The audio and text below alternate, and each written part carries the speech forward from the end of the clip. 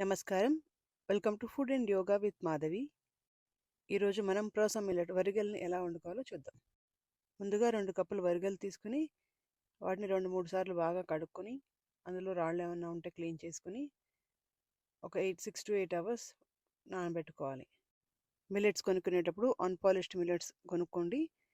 ఎందుకంటే గ్రెయిన్స్ అన్నిటికి కూడా న్యూట్రిషన్ మొత్తం ఔటర్ లేయర్లోనే ఎక్కువగా ఉంటుంది.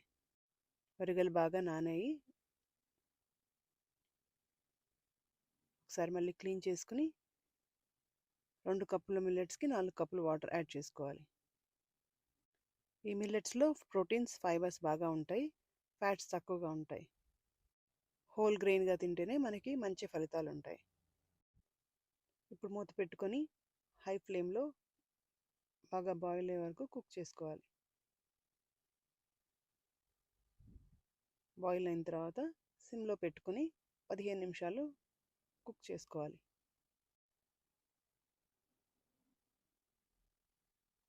చూడండి, 15 మినిట్స్ అయింది. చక్కగా కుక్ అయిపోయింది. మంచి ఫ్లఫీగా ఉంటుంది రైస్. కొంచెం బ్రౌన్ రైస్ టేస్ట్లోనే ఉంటుంది ఇది. ఏ కర్రీతో అయినా తినొచ్చు. పప్పు, కూర, పచ్చడి, పెరుగు.